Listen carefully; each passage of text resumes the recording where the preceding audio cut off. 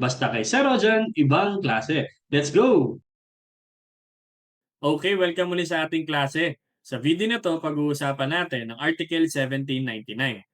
Dito sa article na to, dinidiscussan tungkol sa stipulation excluding one or more partners from the sharing of profits and losses. Isang tanong lang, pwede mo nga bang hindi isali ang isang partner sa hatian, sa kinita, at sa pagkalugi? Pwede nga ba or hindi? Ano nga ba? Ready ka na? Sige, start tayo. Let's go! Ayan. Sige, basahin muna natin. Article 1799. A stipulation which excludes one or more partners from any share in the profits or losses is void. So very straightforward naman tong article na to, no? Sinasabi dito na kapag may kasunduan ang mga partners na merong isa sa kanilang hindi kasama sa sharing ng profits or losses, ay yung kasunduan na yun ang void. Okay? So stipulation excluding one or more partners, okay, from share of profit or loss. Yan. General rule, void. Yan. Okay? Pero take note, ang void lang ay stipulation. Pero hindi yung buong partnership. Okay? Only the stipulation. Only the stipulation, not the partnership. Not the contract of partnership. Okay? Yan. Bakit ba sabi ng batas void daw yan? Bakit bawal yan? Kasi nga madi-defeat yung very purpose ng partnership, which is for the common benefit. Okay? So void because it defeats the purpose of the partnership. It defeats the purpose of the partnership. Yan. Nag-partnership kayo para sama-sama kayong kikita. Okay? At malulugi. Tapos may isang hindi kasama. Parang nasira naman yung essence ng partnership. Okay? And that is according also to 1770. Okay? The very reason why partnership is established is for the common benefit ng bawat partners. Okay? So, common benefit. Yan. So, itong general rule na to na void, except yan sa mga industrial partner, which hindi naman kailangan pang stipulate kasi the law itself provides na ang industrial partner ay excluded sa sharing ng losses only. Okay?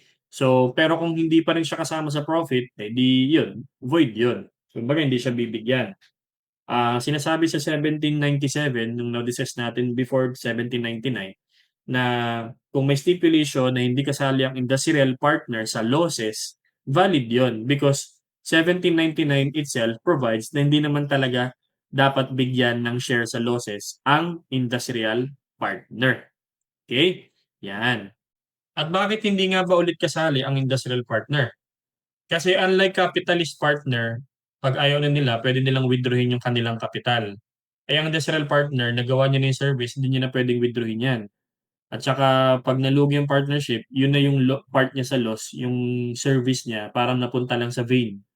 Baga, service in vain. Yan, nasayang. Yan. Pero sinasabi nga dito na ang void lang ay stipulation, hindi yung contract of partnership.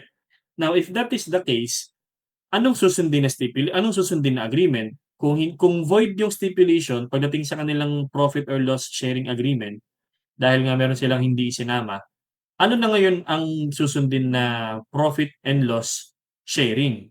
So, iti-treat siya as will be treated as no agreement. Yan. So, babalik tayo dun sa discussion natin ng ating 1797 na pag walang agreement, ang susundin natin, capital contribution. Yan.